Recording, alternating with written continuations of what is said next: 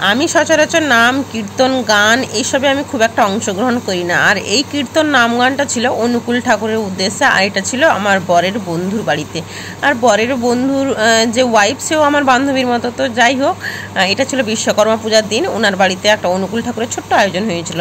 তো গিয়েছিলাম, আর যাওয়া মানে বরফিকে নিয়ে একটু এই গরমে তো একটু বেরালে ভালোও লাগবে। আর গিয়ে দেখি ওদের বাড়িতে এগুলো কি বলো তো, ওই যে ভাপা পিঠা টাইপের হয় না, ইডলির মতো করে সুন্দর করে হয়েছে। আর এদিকে নাম গান সবাই মানে জড়ো হয়েছে, মানে একটা কি বলো তো, একটা মণ্ডলী পরিবেশ টাইপের তৈরি হয়ে গেছে। তো যাই হোক, খাওয়া দাওয়ার পরে একটু গেলাম বিশ্বকর্মা ঠাকুরগুলো, প্যান্ডেলগুলো একটু দেখিয়ে আনলাম। আর ওয়েদারটা না ভীষণ বাজে হয়ে গেছে। তার আগে বন্যা হলো, তারপরে তো মানে এতটাই রোদ গরম।